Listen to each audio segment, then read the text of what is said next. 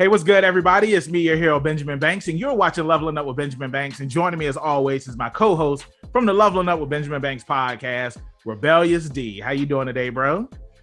Ready to go, man. Ready to rock. We have a fun night ahead. I'm ready to go too, man. We are reviewing Stargirl Season 2, Episode 9, Summer School Chapter 9. And before we get into today's review, make sure that you like this video, you subscribe to the channel, hit that bell button so that way you're always notified when we have new content here on Leveling Up with Benjamin Banks. And D, as you always like to say, podcast in the description. Like, follow, subscribe to the channel, and thank you for watching. Yes, so let's go ahead and get into this, man. So what another amazing episode of Stargirl. Now, D, I know that I had hit you up a while ago, like when season 2 of Stargirl first started, and I remember I had sent you some photos showing that Jay Garrick was in his Flash outfit. Yep. And these were rumors that he was doing scenes for the Flash and for Stargirl, but when these pictures got out, he came out and said, no, like these are only photos for the Flash, which they were.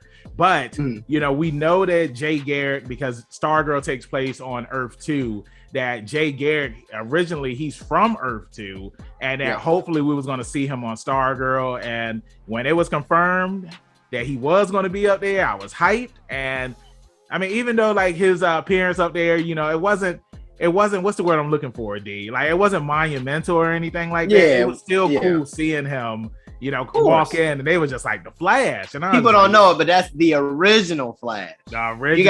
You gotta put some respect on his name. So, yeah, man, and it was just cool. I mean, we find out the story of Eclipso and how pretty much he persuades Bruce Gordon to give him control of his body. And D, I know we always talk about this, how like Eclipso, he gives us Pennywise vibes from It, but this felt more like Azazel from Supernatural. All you gotta do is say yes. That's all you gotta do. And once he got a control of his body, he was out here killing people. He was doing everything he wanted to do.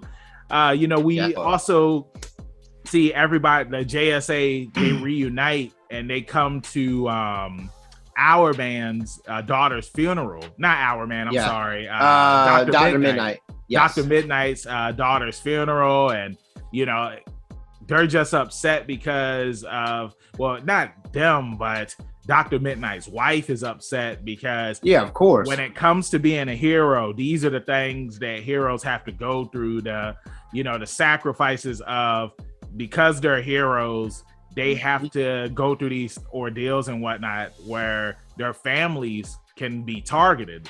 And like, that's the reason why they always say, if you're a hero, you need to wear a mask so that way that nobody can find out who you are. But sometimes wearing a mask, that doesn't mean anything. They can still find out who you are, as we see with Eclipso, who was able to trick Dr. Midnight's daughter in the first episode of the season. And he pretty much took her body or made her kill. Well, he didn't make her kill herself, but he fed on her desires. Because what was it, like her darkness, basically? What was it? Because not what is it? What's the sin? Because the 7 deadly sins, I forgot what. It's not gluttony. What would that be considered? Because you got gluttony, sloth, lust, pride, greed. There we go. Yep, that's A. I like that right there. Greed. Yep, it's my guy. My favorite character from Full Metal Brotherhood. Greed, such a cool character. But yes, continue. But Dino, go ahead. I mean, like, we see the JSA and we see this flashback because they disgrouped, then they rebranded again, and then they disgrouped again, and then that's when we see them in season 1 when they're fighting the ISA, because the ISA, they get back together.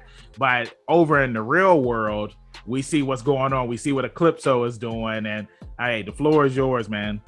I thought that this was a very fun episode.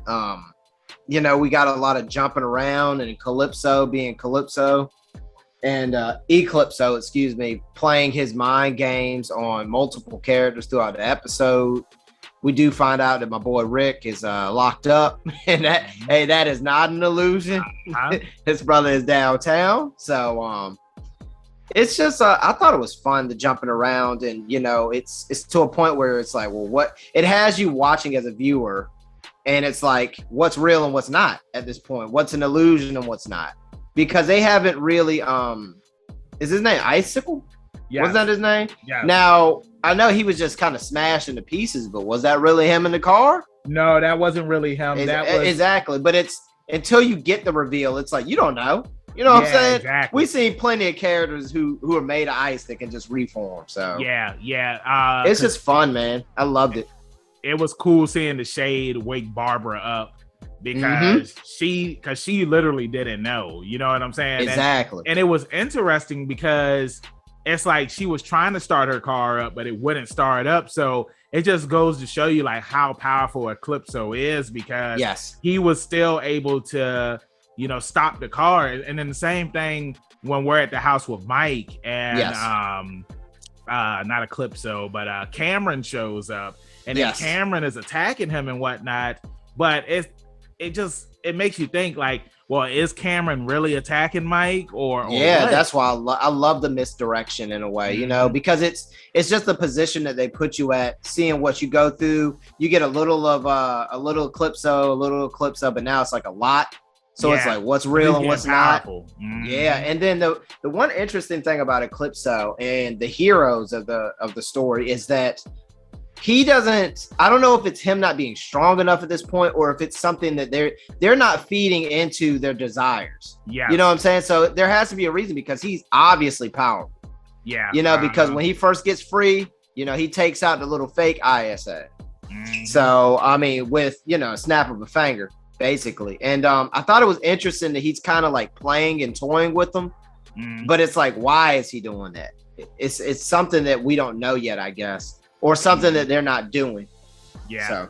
And something else I wanted to touch on too is when like going back to the JSA, and like when we're seeing these flashbacks as Pat, he's going down memory lane, and this is Eclipso who is also manipulated him as well, because he was downstairs in the basement for a long time. Yes, he was. He's being haunted too by Bruce, because Pat and Jay Garrett, they didn't want to kill Bruce, because at the end of the day, like that's what heroes do. They don't kill. And one of the things that I don't like, and I mean, we see that Starman, like he was a douche, you know what I'm saying? Like correct. The way, I mean, we see in flashbacks like how the JSA, how they all talk down to Pat because he's a sidekick.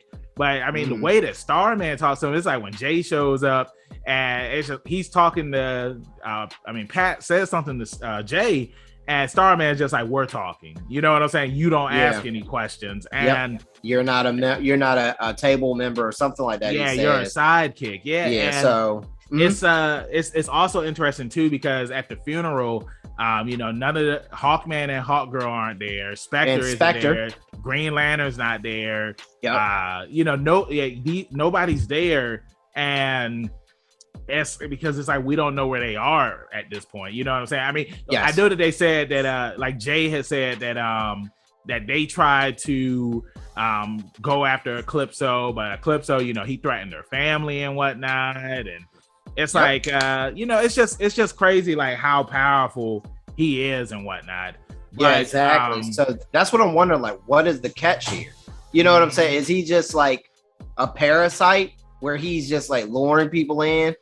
I mean, he displayed power, but I'm wondering what the catch 22 is, because it's like he's like powerful, omnipotent, but like he didn't like strike him down when he had the chance. You know what I'm saying? Like, why? So. Yep. Now, something else that I wanted to bring up is how, Pat, he's been keeping these secrets from Courtney, and I understand why he's keeping the secrets from Courtney, because it's like we find out that the only way that Eclipso can be defeated is if he's killed. That's the only way that he can be. Yeah, you got to kill the host, and Eclipso, his host is the little boy right now. Yes. And you know what I'm saying? It's like that's a child. So it's like they're gonna have to kill this boy in order to put Eclipso away. And Courtney and Beth, they've already come up with a strategy to do this, because Yolanda, she's not with the team anymore. Rick, he's locked up. He's in downtown Blue Valley, baby. Pat, he's keeping the secrets and whatnot. But then when he finally tells Courtney the truth and lets Courtney know that that her mom knows too, that that this is what you got to do to defeat Eclipso. Like, this just puts more tension between them. And it's like, I understand Courtney, she wants to get the job done and she wants to avenge the people that Eclipso killed and whatnot. But it's like, at the end of the day, like, heroes aren't meant to kill people. And this is a major spoiler. I don't care. I'm pretty sure most of our watchers, they don't read My Hero Academia. And if they do, this is a spoiler. So I advise you to skip ahead for, I want to say, like 30 seconds to a minute. But in the My Hero Academia manga, when Midoriya is talking with the other users of All For One, they ask him to kill Shigaraki. And Midoriya says, I'm not going to kill Shigaraki because, like, heroes, they don't kill. Like, none of you guys have ever killed. And it was a test to see what Midoriya was going to say. And I like that because heroes, they're not supposed to kill. You know what I'm saying? Now, D, I know me and you, we've talked about this before, where it's like, when the heroes do get put in situations where they have to.